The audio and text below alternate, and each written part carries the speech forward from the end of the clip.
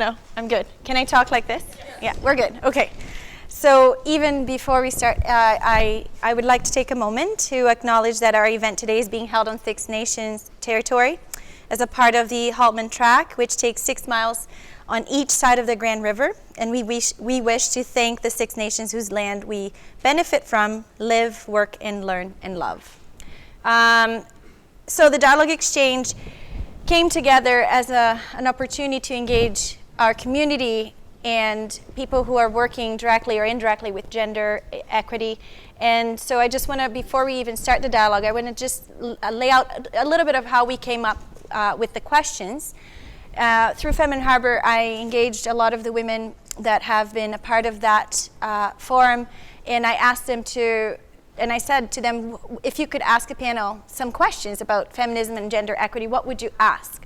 And I threw it out there in the universe, friends of mine that I brought in as well, and I got about 50 questions from which I sort of saw 30 common threads, and I sent those 30 questions to the panel, engaging those voices and saying, okay, what would you like to talk about? Because I think, as the title goes, the Dialogue Exchange is about an exchange of ideas, exchange of voices. And so always keeping intersectionality in mind. We have a panel that is very representative, even though we may look all white. We have, voices from different backgrounds, ethnic backgrounds, different countries here tonight. We also have Aboriginal representation. We have queer, straight voices. So I'm very proud to have brought together a very diverse panel, and also very diverse set of people who sent those questions. And so once we finally highlighted some of those common questions that we were passionate about, there seemed to be a need for certain things to address, and this is where we're starting at tonight. So I want to start by introducing the panel. Trevor they're all friends of mine. Like, I get to do this and hang out with some of my good friends, so it's awesome. Trevor is the co-founder of Tottering Biped, Biped, thank you, my accent gets in the way sometimes, theater. And he's also, he did one of the most awesome TED Talks in Montreal last year on liquid lead and gender in ballroom dancing. I really hope you get to check it out.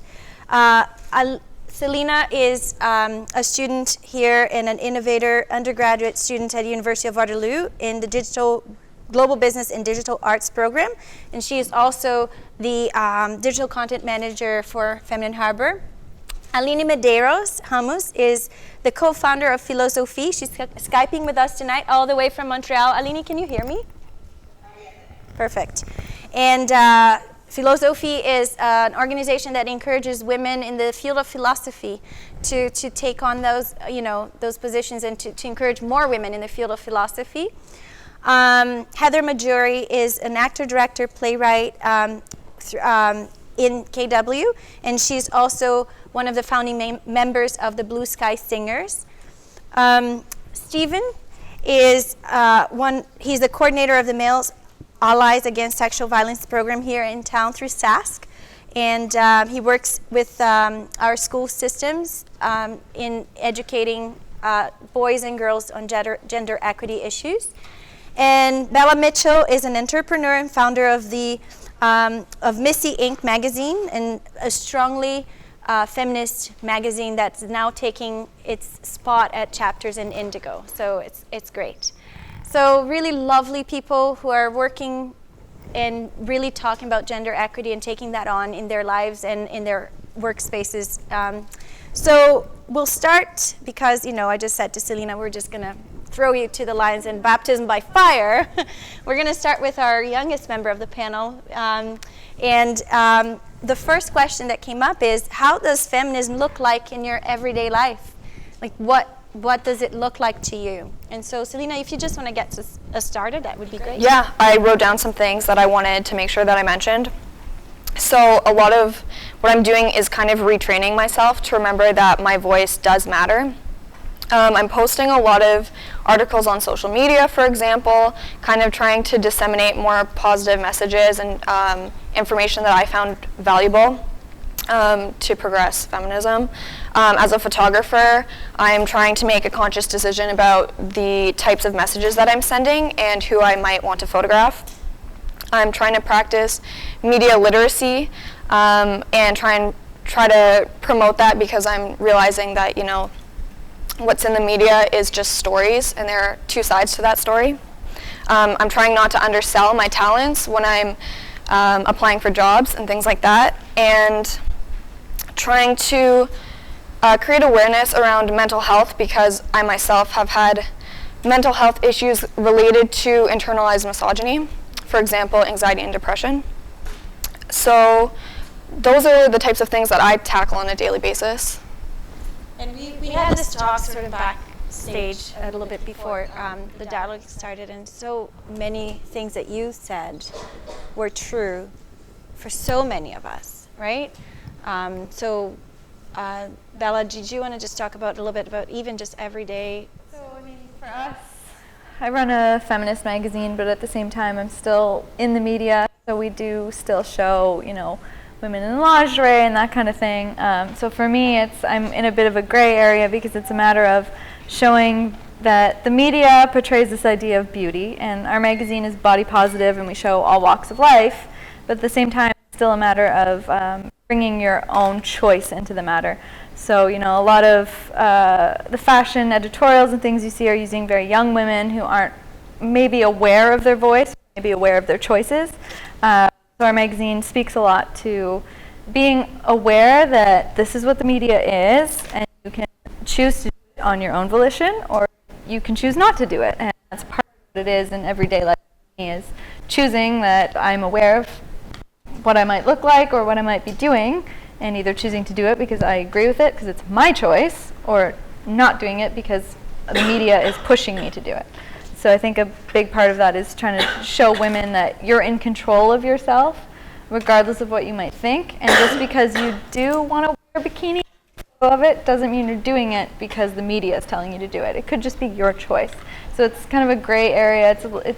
It's a hard line to walk, because people do often tell us that we're still just buying into it. So it's hard. And also, even just we were talking about, like, now that you said that, if you want to wear a bikini and it's your choice, and it's not the media telling you, but it's also not an invitation. Yes. That's a big one for me that I face constantly. It's because I like to dress a certain way, and because I like to be nice to people, it doesn't mean that that's an invitation for you to assume that you are going to have a sexual relationship with me, right? Like that, I fight that constantly, and it gets tiring. Aline and Trevor weren't backstage. I'd love to hear, how does that look like in your life, Aline, every day?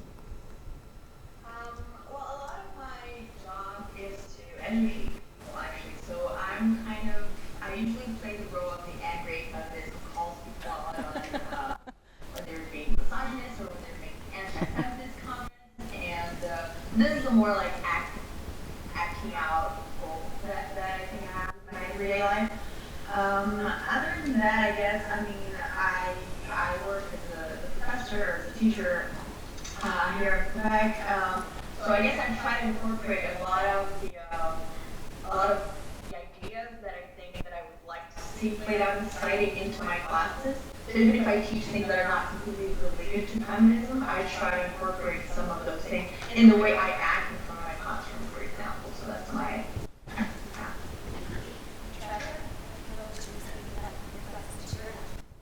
I'd say first, I'm really struck I've been out of school for a long time, and I'm really struck when I come back, I drive into a campus and I walk in, and the level of conversation here is so different from day-to-day life.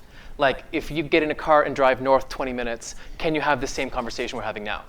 And so for me, I think about being at home around the dinner table and sitting with my parents and trying to push the boundary there, where it's an immediate felt thing, and we have so many behaviors that come from living in a family that are very difficult to untangle, and that's where I find the challenges for me is can I take it to a space outside of the safer university environment, and can I continue the conversation there? So that's where my fight is. Or you just abandon the chat with like all of your aunts and uncles on WhatsApp. Oops, I kind of did that like on international. I know, Heather. Okay, so it's funny because I had different answers back there. They're going to change now, which is why I hate being recorded. No. Because this will be, then I'll change in another 5 minutes, and but it's okay. Feminism to me is something that is very intersectional. And it is something that I spend a lot of time talking with people about in terms of how it intersects in my life. For example, Carolina said, dress how you want today, because that's an expression of who you are. And I'm like, I'm actually at Ontario Works today doing employment training. So I have a master's, by the way, if anybody wants to hire me. So for me, I had to dress properly conservative. I think that was the social norm. So I did. And I think I did a fairly good job at the interview. But I chose not to wear this because I wanted to look as conservative as possible, and I didn't want this to be misunderstood, or I didn't want it to be something that would actually, take up a lot of energy and time. And it could have been a really good talking point, but I wasn't there yet. So this is a headpiece that I was given. It's a brooch, by a woman in this community, actually, when I first moved here. So it's a special piece to me. And it's a part of my culture as an Indigenous woman from the Algonquin Nation. It's also pan-Indigenous, which means that it may have different meanings, although related, for different people across the continent, which I know of as Turtle Island. So I'm just going to put it in my hair now, because now I feel like I'm fully expressed. So, feminism, I think of as an empowerment movement, first and foremost, with some contradictions. I think that it is an important mirror in life. I think it's a great filter to be able to look through the world to yourself, whether you're male or female, and maybe analyze how you live in the world and how you live in the body you're in. So I'd say it's a biological movement. I can't deny the body I'm in, and I, as a woman especially, find it very difficult to treat my body over here and my head over there. And I think the more we join those things together, and the more we start actually listening to women's realities and actually listening to female voices, we'll probably have a lot more ideas for how to move forward in the next generations in a better way, and in a way that's going to be sustainable. Because as far as I'm concerned, whatever you do to me, you do to my mother, you do to the earth, who's my mother, and we reflect that back and forth. It's also happening to men as well, but I think if you start asking women what their experiences really are in their bodies, we might get some real strong wisdom that may be used to actually deal with our earth and our planet in a better way. So I'm a global feminist, I guess. I'm an eco-feminist. I'm an economic feminist, obviously, looking for work. I take those moments wherever I can get them. And I also think that it is an anti-poverty movement. And I'm thinking myself right now about how I desire to be responsive instead of reactionary, but I'm not always successful at it. And yeah, I think I'm going to leave it at that. Stephen, do you want to just tell us about how feminism looks into your everyday life too? That's an important one. Sure. So I coordinate a program that operates in Waterloo region called Male Allies, and it's a public education program of the Sexual Assault Support Center. And through that program, we go out into the community and we talk to young men and boys. Last year we did, I think, 115 workshops to just over 6,000 men and boys in the community. So in any given week, 3 or 4 times, I'm having conversations with men about what it means to be a man. And one of the questions that often comes up is, what's it mean to be a male ally? What does that concept look like in practice? And the quote I like to refer back to is a quote by Michael Kaufman. He says, that being a male ally is a lifelong process of reflection and inquiry. And so when we're talking about everyday feminism, for pro-feminist men, it's about understanding the ways in which gender structures your life, structures how you interact with the world, and how the world interacts with you, and calling those interactions into question. And I think once we start to call those interactions in question, then we can start to challenge those scripts that we perform, those scripts that are often invisible, and until we make visible, will lead to a lot of harm. And we talked a lot about that backstage. It was just, you know, it's really about the narrative that we all get caught into it, even ourselves. You know, from simple moments of saying to a room full of women, "Hey guys," and you just go, "What did I just do?" And self-creating that narrative. Or in my life, for instance, I have a 5-year-old and a 3-year-old, and being constantly mindful. And my 5-year-old daughter corrects me. Often she has the stuffies, and it's a bear, and it looks like a boy.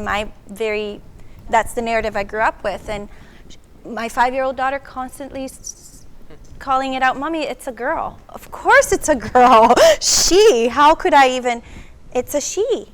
And why can't that narrative be a she? She made up that narrative, and it's her narrative, right? So feminism in my everyday life is also from the work that I do through Feminine Harbor and you know, engaging adults, but respecting and listening to my daughter's narrative. And, you know, and Stephen, if you can just, we'll move on to the next question. So how do we then, and you have a great experience with this, how do we deal with the bad connotation of the word feminism? Because there's still a lot of backlash. So this is something that I hear in the community a lot from young men and boys, this idea that, you know, feminism means that you don't like men or that you hate men. But that's simply not true. I work for a feminist organization, and it needs to be understood that if we want healthy girls, we need healthy boys, right? We can't work with one half the equation and get the results we want. So that dominant idea of what it means to be a man that tells men to be violent, that tells men to be aggressive, that tells men to be dominant. That same idea of what it means to be a man that leads to gender-based violence also leads to emotionally illiterate men. Men have higher rates of alcohol abuse, drug abuse, suicide, and a lot of those things stem from this idea that men are supposed to be non-emotional human beings, right? So in working to redefine that dominant idea of what it means to be a man, not only will we improve the lives of women, but we'll improve everyone's lives. And that's Can I just say, you made me think about a partner that I'm seeing right now, and early in the relationship, I get a comment about, "Don't worry, like I still think you're a really tough guy." And I heard that, and I'm like, "No, I'm not." And it was just, you know, like the expectation that, you know, this person had, that as a man, I would have this ego that would require feeding. And that was just the expectation in a relationship. Like, this needs to be fed. It's a man. There's an ego. And the release of energy when it's like, "Oh, I don't have to put up with that shit." Oh, like, and just the relaxation that comes from that, it's just been beautiful. Just maybe think about that. Yeah, no, I'm done. Are you sure? Okay. That's called checking in and respect. That's really awesome. Okay, so I used to be artistic director of Windsor Feminist Theatre. We went really wild with the name. All business, just all the way. And And every year, when new people got on the board, I had to spend a lot of time talking about whether or not we should change the name, because feminism was the F word. This was in 1990. So it's now 2016, and I am still hearing the same conversation. And that is all I have to say about that. I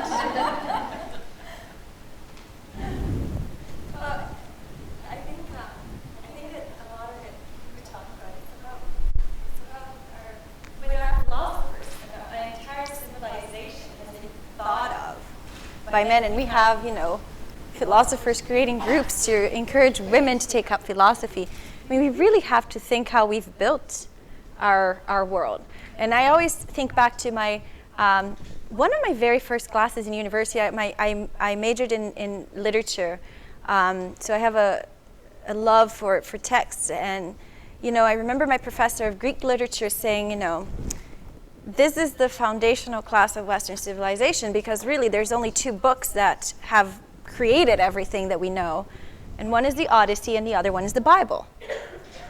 And it just so happens that women are not represented really in either one of those books, or actively. I mean, you find the bits and pieces there, but Penelope has a great internal resistance to time and to the void of Ulysses, but she really doesn't have a voice. And when I think about this, is women still not having their stories. Aline and Selina, I don't know if you ladies, about the bad connotation of feminism, did you have anything you wanted? I would say own it. We don't need to change the name just because other people think that it's a bad name. We were talking earlier about humanitarianism. Wait, what is it? I can't even think the word because it's ridiculous to me. We're saying that that's Humanism, yeah. Yeah. That's like the All Lives Matter movement. It's Yes, such a cop-out from let's talk about the problem. Yeah, but we also discussed that feminism might be a branch of that. Yeah. There was debate about that. Yeah. But then once it was said it was a cop-out, I was like, yeah, it kind of is. So even here, we're constantly learning. Backstage, we were, oh yeah, Sharing, never thought of it. yeah. When you share and when you're open to learning, just listening, really, just listen to what people have to say. I learn from my friends who are engaged in these conversations all the time. And what I think a big shift for me was learn to listen, right? Aline? I think one way to do it is just to follow into changes this meaning or kind of annihilate this bad meaning of feminism, is to just own it and to just empower the word itself. So it's just we should not let other people define what our movement is. If I'm calling myself feminist, I should not let other people who are anti-feminist or whatever define what feminism is. So if you want to know what something means, you should ask the people. So it's the point of asking questions and listening to the people who are actually concerned by that. So you don't ask someone who is, racist what racism is. So it's the same thing. So you're not gonna. So you have to ask the right people who are actually engaged in the right side of the debate, or actually have the perspective. So women or male allies, these are really the people who will help you understand what the word actually means. It's about construct, and I was just looking at the logo for Feminine Harbor, and a lot of people here in Canada go Feminine Harbor with a U, and I just have to nudge at them no, and it's actually on purpose. It's without a U, and they go but why? Because I said so. Because I wanted to spell it that way. Drop the U, let go. It's related. Drop the U, let go. Be open to a different spelling and a different narrative. I did it on purpose. I know how to spell harbor with a U. I also know that harbor can be spelled without a U. And I just chose to spell it without a U on purpose because I liked the way it looked and it was simpler, and because I just wanted to tickle you with that and show you that I can spell it however I want to, and that's okay. So it comes down to that narrative, right? And just saying to people, can we listen to each other's narratives? Can we know that there's more to feminism when you're white or when you're, Aboriginal or when you're an immigrant, and how does that affect you even, right? And Aline, how do you how do feminism and burnout relate? And you can speak to that. Well, I think women in general in society, we tend to play multiple roles to begin with. So there's a role of the wife, or the stay-at-home mom, so the mother, or the person who goes to the job market. So we already have a tendency to accumulate tasks. And so what happens is that we also cannot complain. We're not allowed to complain about any of these things. Because if we're complaining about our job, well, women fought to have the right to work. So now you have to work and you cannot complain about it. If you have children and you complain about the difficulties of motherhood, well, you chose to have children, so you cannot complain about being a mother. So not having the space to kind of just vent out sometimes, because it's only human, it actually puts a lot of a burden on women. And the second part of the burnout thing, I think it relates to militant feminists, actually. So the fact that we put ourselves out there and we try to talk to people and discuss with them, sometimes it becomes taxing. Because it's really hard to talk to people who are trying to convince you that you're wrong all the time. It can be frustrating. It can be hard to deal with people who are trying to make you justify what you do all the time. So having to justify yourself and find your position is a very tiring job, especially when you have the pressure from others. Because if you're chosen to be the token feminist, you have to do the job. It's your mission to educate people. It's your mission to go and talk to those bad people over there and tell them why what you're doing is important. And you have to be patient, because your role here is to teach them, is to be nice to them. You cannot just be angry. So it's a lot of pressure about what we have to do, how we have to do it, and we always have to be accommodating to those who are against us in a certain way, or those who are confronting or questioning our legitimacy. And those are things that are really burdening. So in the long term, it can just pile up, and you can never complain. So it ends up leading to a lot of anxiety and depression, and you kind of like start retreating yourself from the environments in which you're usually comfortable, from places where things that you usually attend. And the thing that we're not allowed to be emotional, because being emotional means you're being a woman, and that's a bad thing. So then you should hold on and keep everything inside until you suddenly explode, and then you're the angry woman. You're the emotional angry woman. Period. So it just goes back to these things. So it's I think that's the kind of pressure that leads to burnout. I don't know if you people have more to say to this. Well, sorry, when you were saying that, I was thinking, it comes back to emotional labor. A friend of mine always says it comes back to emotional. Like, women are not allowed to be angry, because really we're doing the emotional labor. We're doing all the, for example, I was thinking of a friend of mine who shared with me a very personal story through Feminine Harbor. I'm getting all these beautiful stories of women of when she was abused, and she didn't tell her family, because she said, if I had told my father would have killed that boy.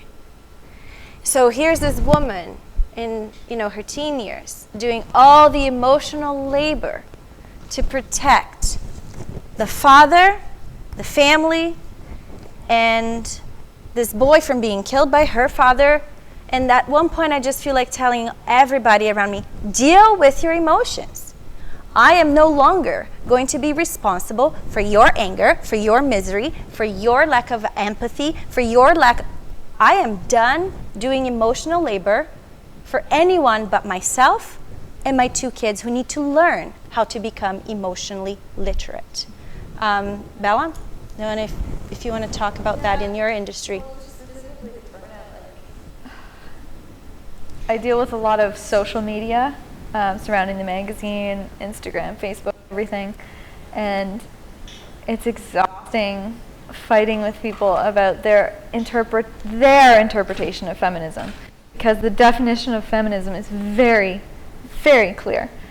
So, and I get into arguments with people, and I have a hard time controlling my anger about it yet. I'm not at the, fuck yourself point yet. I'm not there. I still argue with people. I still struggle, and I still want to argue. But it's exhausting. And, after an hour of it, I'm like, okay, I'm done. I need to go have a bath and have a glass of wine. I can't do this. But I still have that fight in me, and I really hope I always have that fight in me. I don't see it going anywhere. It's only getting more passionate the older I get. But it's just it's taxing knowing that, yes, I'm the feminist. I'm the self-proclaimed feminist.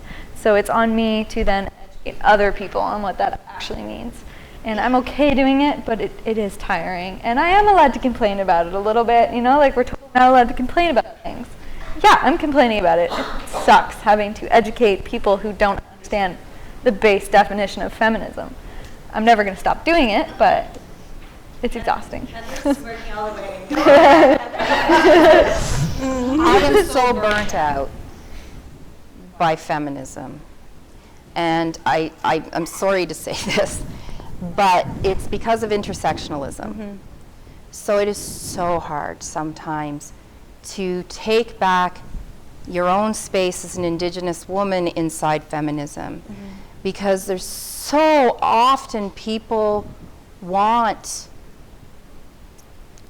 or feel that they have an entitlement to things, that it is so tough sometimes to have a boundary that says, no, not right now, and not right here.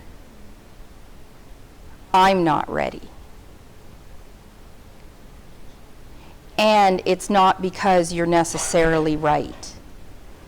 And that is so hard, and it's because the legacy of feminism is a movement that is based in a particular race, class, and is a response to patriarchal colonialism, but is not necessarily completely challenging it.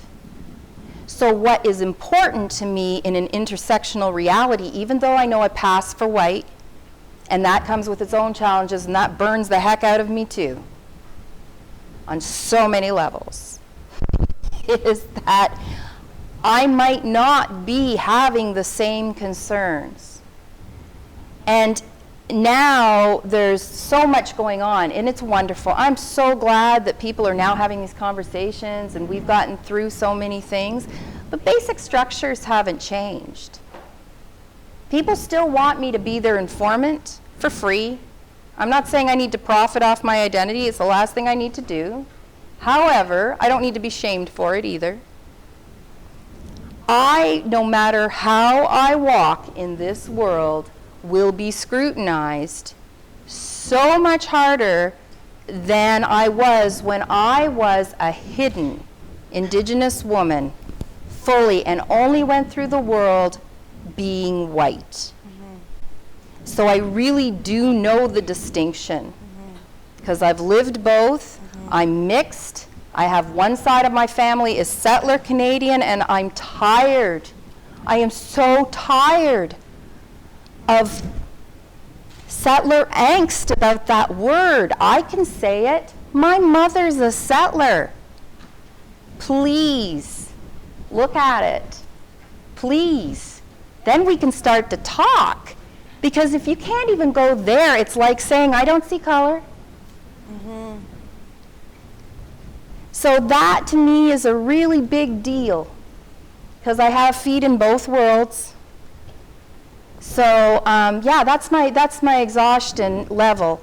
And then, honestly, if it wasn't for feminism, I wouldn't be infused with the courage and the energy and all of the amazing creative permission that I have gotten from this movement in particular. And I will always honor that, even in my backlashing circles, because you kind of got to deal with that, right? I think there's also something to be said about when you're having these kind of talks with people. If someone, I will completely agree with the fact that I used to be a stupid white feminist. When I started, I was 18 years old and was like, oh, I'm a feminist, I know everything. I'm a white girl from suburbia, no, I don't know anything.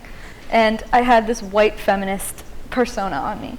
And as I grew older, and I learned a lot about women of color, Indigenous women, it was because people would say things to me that made me uncomfortable. And instead of lashing out at people, being like, oh, well, you don't know me, blah, blah, blah, I was like, okay, this makes me uncomfortable. I'm going to recognize that this makes me uncomfortable and understand instead of being upset or arguing with you. It makes me uncomfortable. And I'm going to sit in that and understand it and grow from it. I just want to add, on the topic of burnout, it seems to me, when I think about it, every time I've had a confrontational situation where someone's like, you know the Facebook battles? We've all done the Facebook battles, right? We've all had the 50 comment threads because someone's cousin would vote for Trump and they're on your feed, right? So there you go. And I have found consistently, and just saying that when I'm watching my own energy and where do I put my energy in all this, I find consistently that the people who step up to me for battle, that those situations don't tend to end with any progress. Like, I find there's a desire for people to polarize. Like, I will justify my conservatism by knowing that I fought you. And no matter what we talk about, they just feel more entrenched in opposing you. Like, they want you to oppose them, and that's where the energy is going. And I try to go, when is that happening versus when is someone coming to me with an actual interest in having a conversation that could change both of us? Mm-hmm.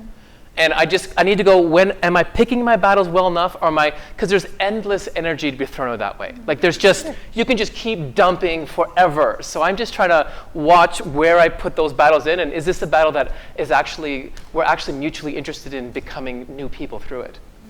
Mm. And that kind of leads beautifully into the next question, which was actually yours. And to start with was, how has your experience with feminism evolved? Like, how has your feminism evolved then? My feminism started by wearing a t-shirt on campus right here that said, "This is what a feminist looks like." And this is in the 90s, like this is in the late 90s. So I was like, ugh, all right. And I was like the boy in ballet class. And I mean the as in a single one, right? Boy in ballet class, with this shirt around. So that's sort of where it began. I've been thinking about this, like, what has feminism changed for me? I'm reflecting to the comment earlier about STEM, about more women in the STEM program. And the reason why I think that's important is because what I've seen is an intensifying of conversation, which is very encouraging.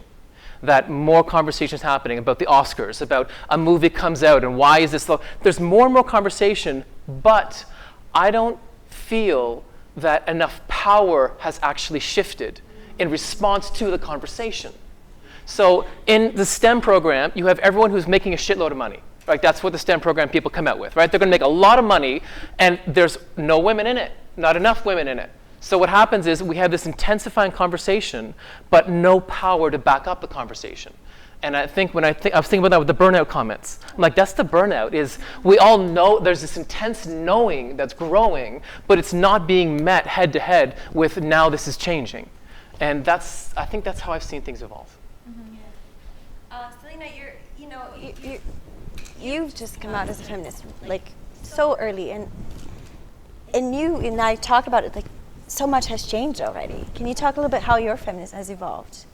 I really only thought of myself as a feminist really within the last 6 months, and it's because I have been able to manage my depression, and depression is very self-centered. So once I was able to think about other people, I really became interested in politics, and I'm reflecting on why I got that way, and so I'm particularly interested in female representation in the media. So, yeah, that's kind of where I'm coming from, is that I want to enter that industry, tell my stories, encourage other women to tell their stories, so that there's greater representation there to encourage women to make, we just need to see more people that we can identify with in the media, because I can't really relate to anyone in particular. I don't really have role models that are celebrities. They're out there. I was thinking about this morning. Like, who do I want to become? And we need to look past even what the media represents of them. Like, and I thought this morning about Vanessa Redgrave. And I'll tell you a quick story about Vanessa Redgrave and why I love that woman. And if I can be a tenth of what she is one day, I've done right. Vanessa Redgrave is a movie star as we know it, but she's also the kind of person that she sits beside by accident, an English professor at the biggest university in Brazil. And because in Brazil there's no first class in the internal flights, like in the national flights. And so, Vanessa Redgrave says, oh, you're an English literature professor. Fantastic. I'm not doing anything on Friday promoting the movies. How about I come to your university and talk to the students about Shakespeare? That's Vanessa Redgrave. That's how I met. I didn't even know who Vanessa Redgrave was until I was like, who is this Vanessa who? Oh, cool, I'll sit through her lecture. And then I found out that's Vanessa Redgrave.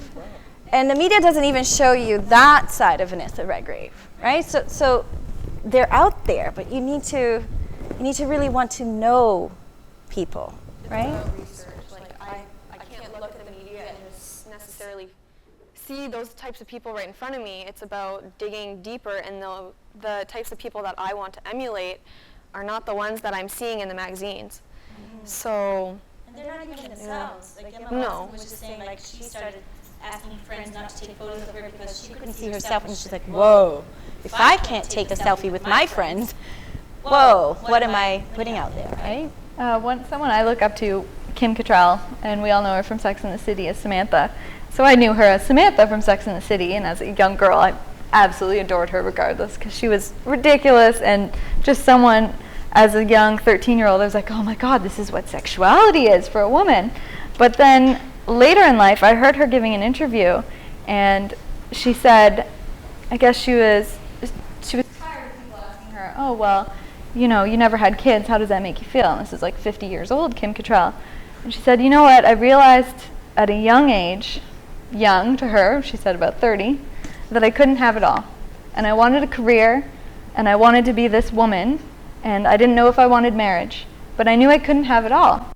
And that really spoke to me. I'm a career woman, and I grew up around a family of women who all had children. I didn't have that voice of, well, you can just do career, you don't have to get married and have kids. My voice, my narrative around my family was, you get married, you have kids. So to hear someone like Kim Cattrall, who was part of my sexual awakening at a younger age, I realized I couldn't have it all. And that's okay. And I'm this age, and I don't have kids, and I'm happy, I'm okay. And that was huge for me to hear that. And Stephen, do you want to talk about how your feminism has evolved? Because I know you've had a journey as well, right? Sure. Actually, I want to touch back on the burnout piece. Yeah. And I think that the high rates of burnout for female-identified folks in this movement suggest that there is a real need for men to take ownership, right? It's not up to women to walk us through this process, right? Women are emotionally burdened in our society, and to expect them to help men deal with their emotional illiteracy is not fair. And so we need to provide spaces for men to talk amongst themselves in partnership with women, right? Being accountable to women, but recognizing the need for spaces where men are able to make themselves vulnerable. And I think that ties into the burnout piece. So that's just sort of what I wanted to add. And Bella, as a woman that is on the panel speaking, at a college, university audience, age audience also, if you could go back in time and tell your 18, 20-year-old self something with the perspective that you have today, like what advice would you give for that young woman going into the future? Kind of ties into what I was just saying. Yeah. We were talking about this backstage, and I realized my opinion on it was, I wish I could tell my 18-year-old self, be patient. You don't have to be a wife. You don't have to be a mother. You don't have to be any of these things. Figure out who you are. And I said that there was this little meme that I saw recently that said something about my first love was some insignificant boy when it should have been myself. And I really wish that I could go back and tell 18-year-old me, love yourself, screw all of these stupid boys that you're distracted by. They don't mean anything. To this day, none of them mean anything. Like, some of them have little significant parts of my life, but in the big spectrum, no. And I would tell myself to be patient and take a breather, figure out who you are, love yourself. Life is huge, and it might seem short, and it might seem like you have to do everything all at once, but you don't. Take it easy, figure out yourself. Oh, and how wonderful to know who you are, and then if love is in it for you, and if you want that, then you end up attracting a person that respects all of you. I mean, I was married for 10 years, and I realize now that, you know, I didn't know myself, and therefore that marriage couldn't have worked. And now, hoping for a relationship in the future, I'm taking my time because I really want to know who this person really wants to be, so that the next relationship I'm in, I want that person to know this is it. You know, 2 kids, gray hair, and all. And I'm not backing away, right? Like I'm gonna allow myself to love myself, so that when that person comes around, then that's a good match. That's the right fit. And also something I wish I had told myself, it's okay to just have really great girlfriends. Yeah. And love your girlfriends. They're always going to be your support system. They're always going to be there for you. And 18-year-old girls are still like in mean girl spirits, a lot of them, and they don't have that understanding. But as you grow older, your girlfriends are always going to be there. Support and love them. Put your energy into that, not some insignificant boy. Love yourself, love your friends. Not to say that you shouldn't date, or, you know, like, I'm not anti-dating, just know yourself and have a support system, family, friends. It's very important. If you don't have that, you can't love yourself. You can't know yourself either. Yeah. Aline, did you want to pitch in on that? Yeah, and actually I want to tie in with the previous question as well. I think my main advice for someone just about to start college, or that I would give myself the time would be similar to what has been said. So find your fellow feminists, find your allies, empower them, and don't be afraid to ask for help. Because there's this pressure as women, if you go to college, while you're there, then you have to figure it out. You cannot ask for help, because that would be the female thing to do, that would be crying, that would be emotional, and there's a lot of pressure for women not to do that. But you should find your support network and not be afraid to ask for help, because my own feminism, I think the way it evolved was that at first I did not, as younger, I did not consider myself to be a feminist until I was talking to a friend who was just like, what are you talking about? These other feminists, you're a feminist. I'm just like, oh yeah, that's right. And then I started getting involved in a lot of activities within the university, because I was just tired of talking about feminism. I was just like, we have to do something. But in doing, I just got to the point where I was doing too much. And that's how I got to the point of the burnout. And then I just had to realize that I could not, I had 2 ways out of this. Either I could just abandon everything that I had built, everything that I had going, or the easier thing, the most obvious thing that didn't come to mind at first, I could just ask for help. I can just look at all these women around me who are working on this with me, and I can just say, okay, now I can't. I'm overwhelmed, I'm burned out, and you're gonna have to take this and take care of it for a little bit. And once I'm feeling good about myself, once I'm back on track, I'll come back and help you out. We just have to pass the baton over and over. And this is how you build a support system. So I think this is the main advice. Don't be afraid, ask for help, build a community. And can I just add to that, I had a student the other day who said, you know people say, I'm not racist, but, and you're like, oh, okay, right? You know what that means, right? That's the signal for I'm racist.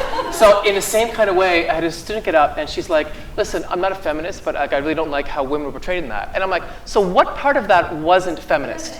Like, help me out with that. Like, there's that disavowal that I'm like, can I walk back to that disavowal and can I talk about that? And then we can talk about your comment that I fully agree with, you know? So those moments I find are very helpful. I'd just like to say I cry all the time.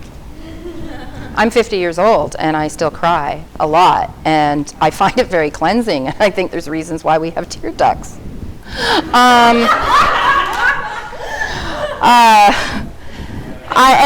Recently found that, like, I have a hard time sometimes. I really like hold in. I don't want to cry, and then I realize, like, just cry, and it feels so cathartic. It's so really useful. It helps you just get rid of everything. Let go of it. It's a good thing to do. Yeah. It's like eating and Yeah. all those other things you do. But also at 50, because I'm only in a new relationship now, because I couldn't find anybody all these years. Anyway. It was because I was a feminist. So you're saying I'm screwed?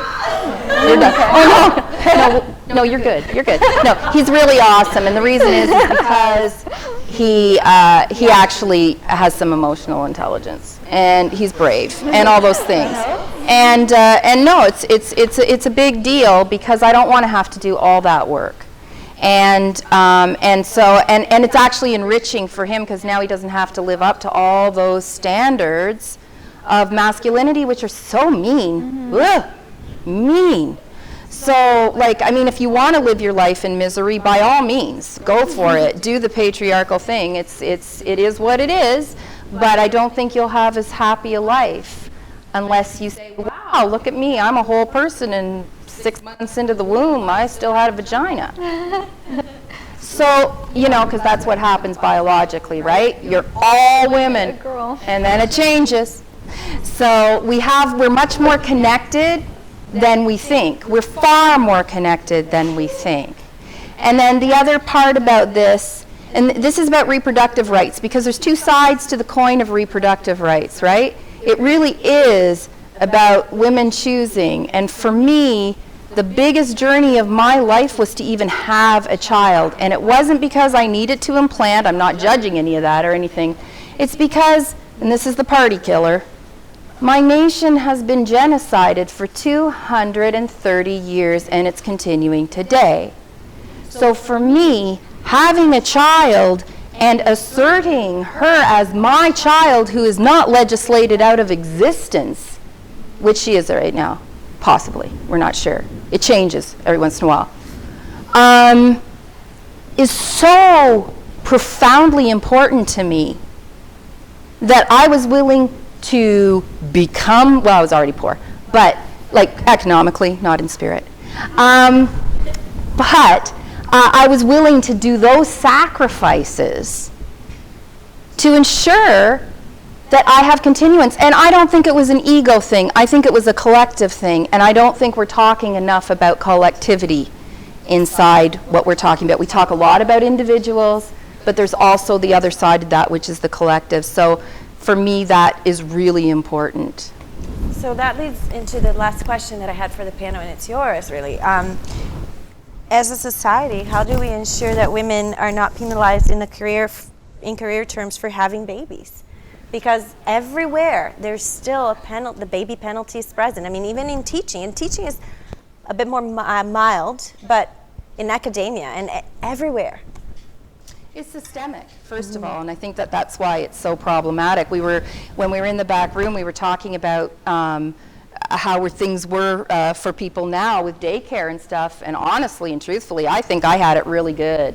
I ended up on mother's allowance, and I ended up in a training program and this and that, and I was able to get daycare still.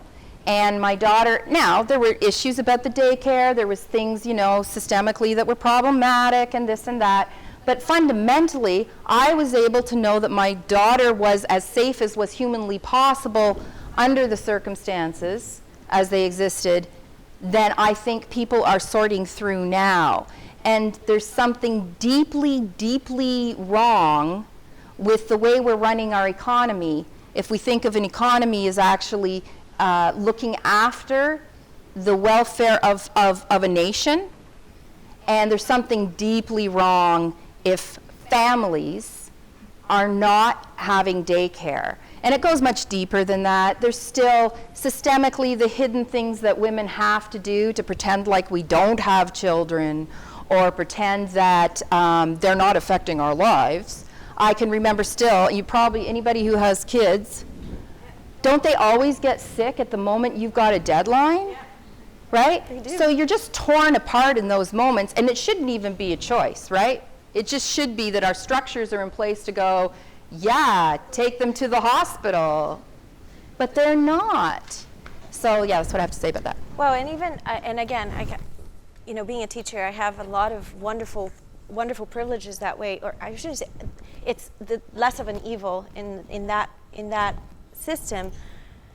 But it comes down to having good a good relationship with your administrator and saying, look, my daycare just called, she's throwing up, I need to run, and can somebody cover? And I think that's why there's such an incredible appeal to females to still be teachers, because there's a staff there of women who'll say, I'll cover for you, go run, get Agnes, take her to whoever, her dad, and we back each other up that way. But it's not necessarily legal or under a contract.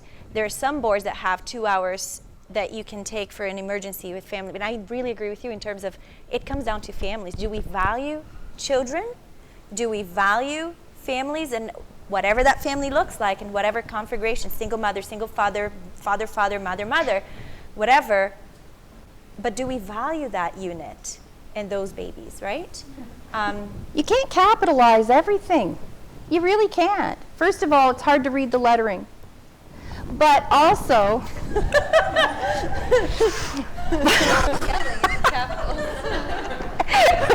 but also, we are commodifying every relationship. We're not trading. We're not establishing value and then actually saying, okay, this is of this value. We're not whole cost accounting and saying, what's the cost to society if we don't feed children properly and this and that, and mothers don't have the resources and fathers are alienated and whatever. We're not doing any of those real hardcore future thinking that will actually establish a solid economy. What we're doing is we're saying, okay, let's try to make profit from $1 and another $1. And we're doing that with our kids. Ooey. That does not mean I am shaming daycare workers, and if anybody takes me out of context, I will have an issue.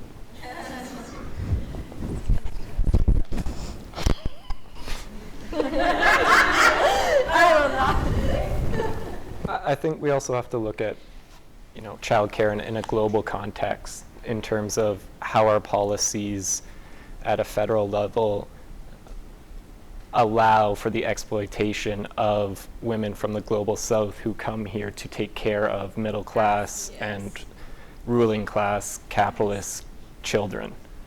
And we need to understand that, we can't trade one form of oppression for another. And we need to understand the ways in which, we can resist that policy, and we can strive for a better national strategy for daycare that doesn't require, exploiting and using the temporary foreign worker program to offset some of, the middle class white women's desires to have it all. Honestly, right? I live in the beaches in Toronto. It's all just people with nannies. It's ridiculous. I drive up and down the streets and it's all just nannies.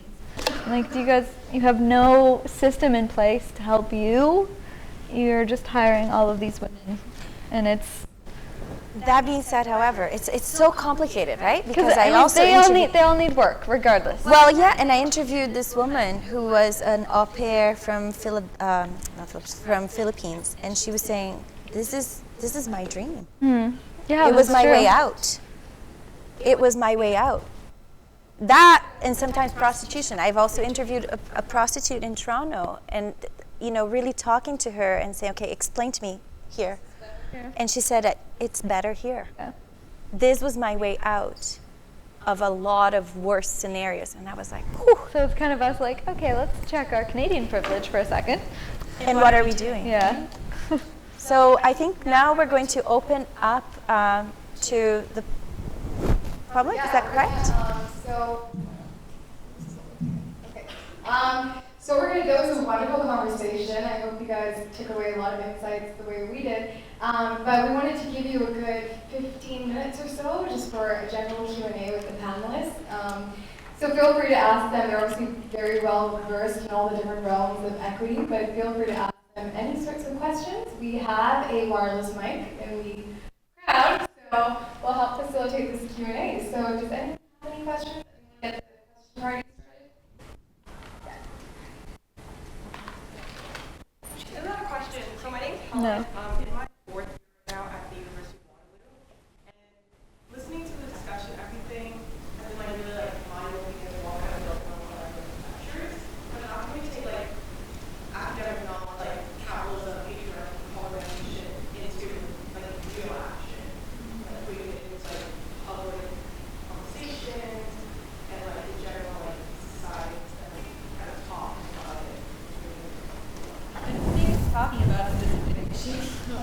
people aren't talking about these things. I mean, it's hard for us as single individuals to tackle an entire issue, and I think the big problem that comes with feminism, people are like, oh, you're a feminist, so why are you Saving the world? saving the world? And that's really, so that's like a very broad question. I mean, I think what we're doing right here is helping, and I mean, I run a feminist magazine. I'm trying really hard to put articles in our magazine to help open other people's eyes.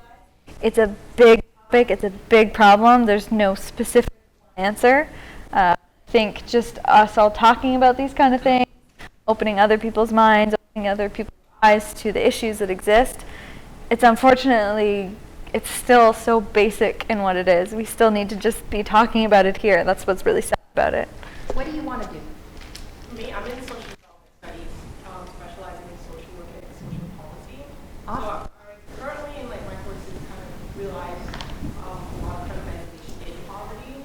So I'm hoping to really learn and take very few discussions with some of you how I can kind of taking the next few steps and improve my learning beyond this discussion and like Right. who to talk to. And I know that's a key point to this conversation where you shouldn't kind of just only engage with talking to people who just want to fight you and just opposite ideologies. So I'm just wondering. Oh, you know, I have something to say about that. Like, you know, because I'm like, you know, enter my wall at your risk. Like, it's my wall.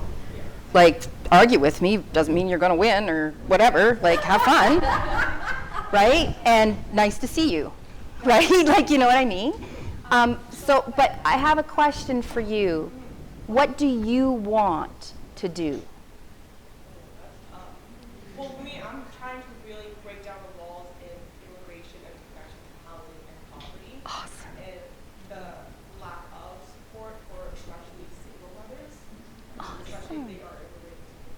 Awesome. Aren't you that's what you want to do. It's really specific. I think that's awesome. That's feminism. Well, yeah. I think it comes back to a beautiful article that was shared by a woman that is a friend of mine. It's about design. Our world, and you can find, if anyone wants this article, I really recommend that you read it. It's about how our world has been designed with one very narrow voice and vision. And it comes back to women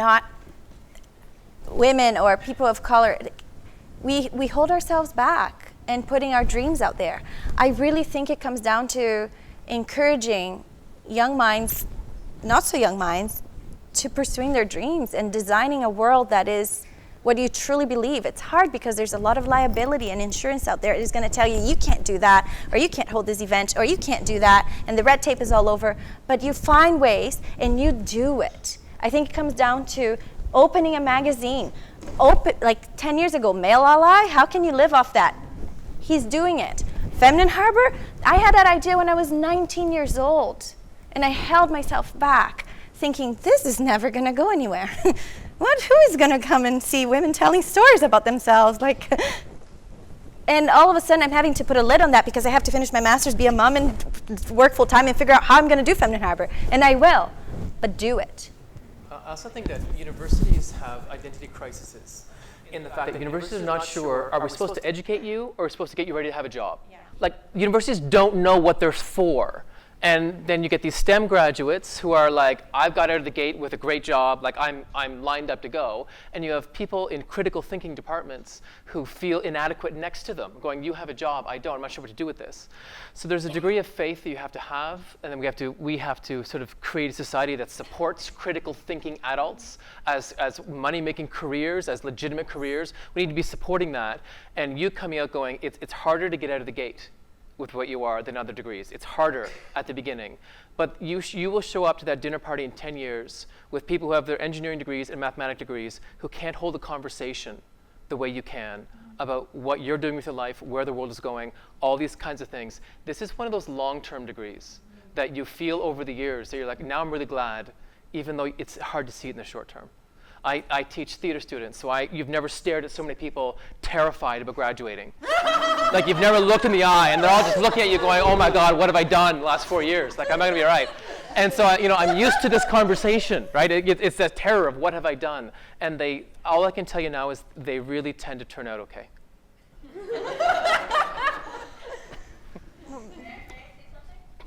Sure, my love. I think you should also remember that the learning process, it never stops. Yeah. And it's not restricted to the university. I think, especially nowadays, I'm not supposed to be saying this as I work in the university, but there's so much learning that you can do out there.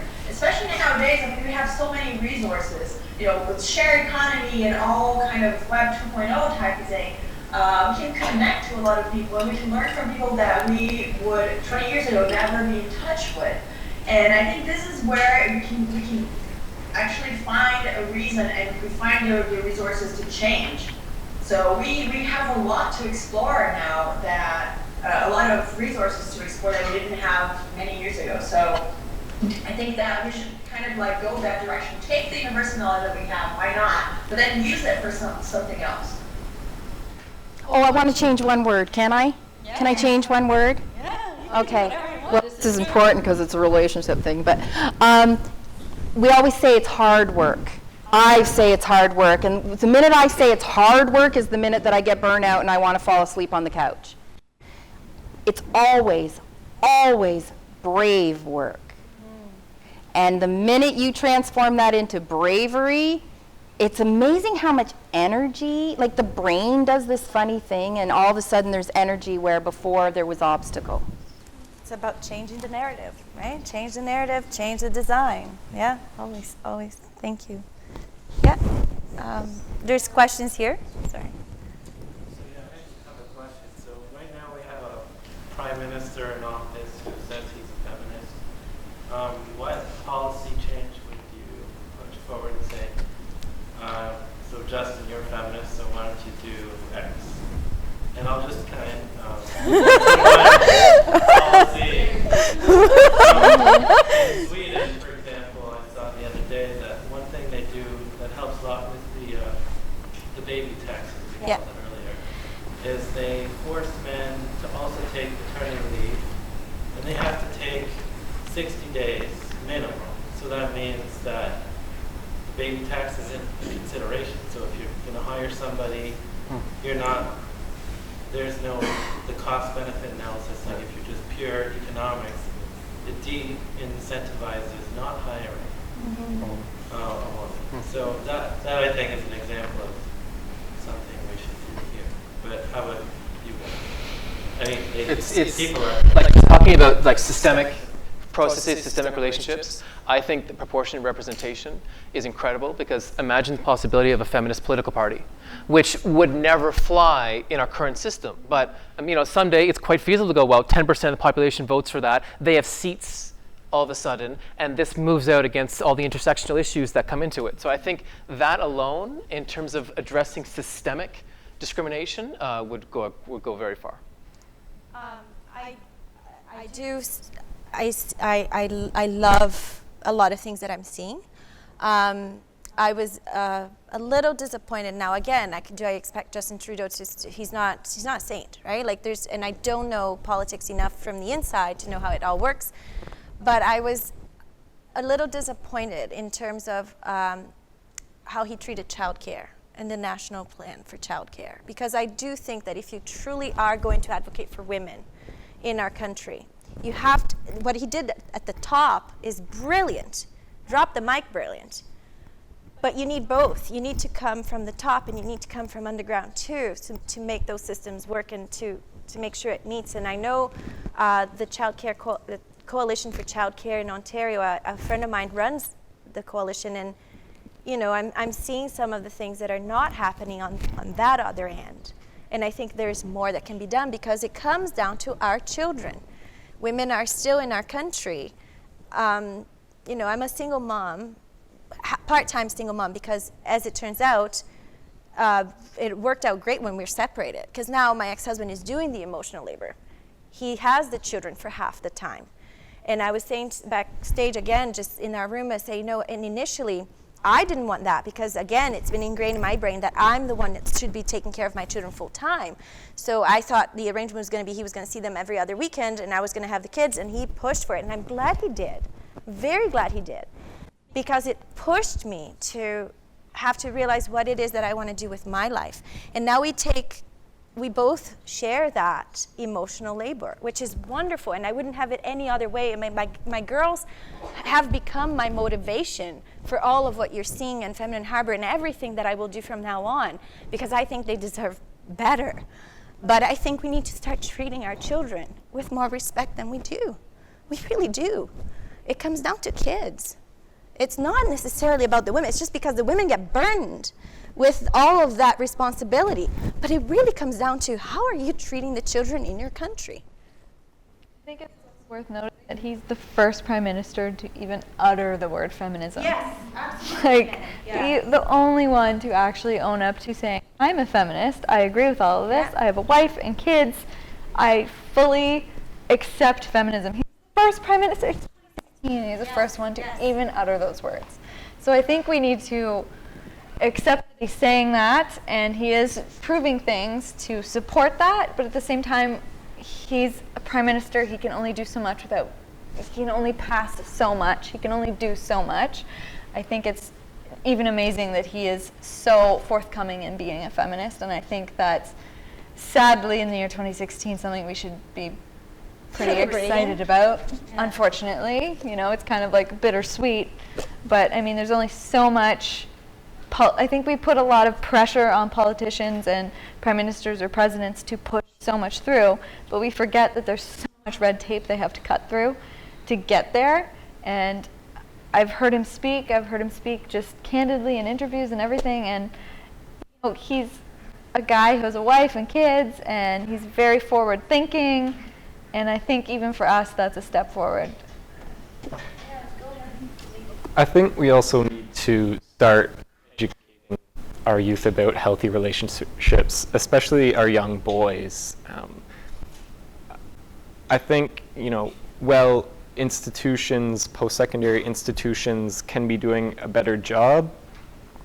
There's this narrative out there that these post-secondary institutions in our country are, you know, nefarious. They're sort of allowing men to run around unchecked. And, you know, we've sort of set up our post-secondary institutions to fail, right?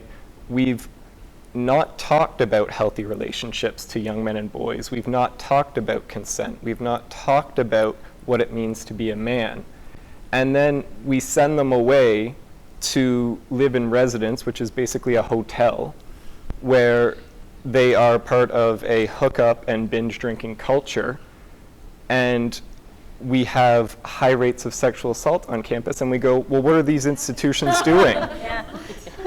Right? And so, I'm not saying they're free from culpability. I'm saying that we as a society have a responsibility to better educate, especially our male youth. And that starts at a young age, and in more ways than what we are doing under our current sex ed curriculum. And be the change, right? Like, it really comes down to that. I think the more you educate yourself, the more you learn, the more you put yourself out there, the wider relationships Feminine Harbor, when I started, you know, a huge aspect of our conversations at Feminine Harbor, there's never one event without Aboriginal voice. It's just not going to happen. I refuse to continue the same narrative on. I refuse to put on anything that doesn't honor Aboriginal women. So be the change. You know, like, yes, let's demand more from our Prime Minister, but are you willing to give more?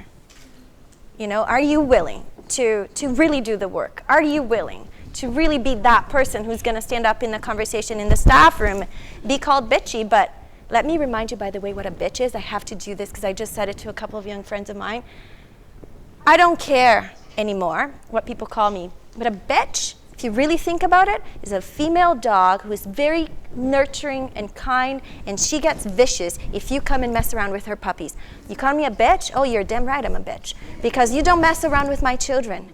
I will do whatever it takes from now on to honor my two girls and to make this world a better place. And I will start with my community, and if it gets bigger, wonderful, but I will make sure that I honor my children. So be the change. More questions? I have time for one last question before we break out. I'm going to try with this bitch. I know her. I just also think it's good that it's the last one. I know sometimes when people are fighting hard for change in the present and future, but sometimes it's useful to have someone to talk about in the past. And probably the oldest person in the room, I have that ability. My mom worked at, she helped to start up the first women crisis center. She's like, living in a time when, this is like in my lifetime, when it was acceptable for them to beat their wives. The notion of raping their wife was an oxymoron. That just wasn't humanly possible because a man should be able to demand sexual assault forever. And there's so many examples even within my own lifetime. I'm just getting goosebumps thinking about it, where ideas and notions when I was your age and younger are no longer acceptable. And I'm a hopeful feminist. I think that yes, there's a long way to go, obviously, but we've come such a long way just in one generation. And I have so much hope, and I think we empower young people to start younger, and at the ages 3 and 5, they're already going a lot of things. And as a teacher, I've taught in high schools for 21 years.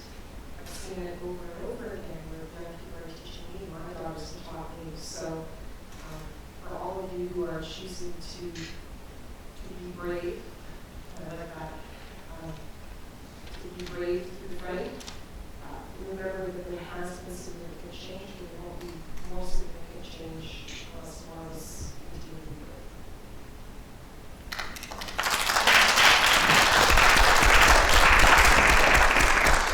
brave. This is a feminist-related request of Justin. Hi, Justin. Justin, I really, really, really want you to honor the whisperings of your great, great, great, great, possibly great grandmother. Because at the beginning of this country, your grandmother and my grandmother, I am positive, knew each other that far back. And right now, this country has a comprehensive claims policy that is destroying my nation. And it is neglectful, and it is in violation of international law the way this thing is playing out. And I know, and I've been told on good authority, that you are a man with a good heart. And in 1763, there were belts exchanged in this country. And those were treaty belts. And those were agreements of friendship and stewardship. And we need to honor those. That's it.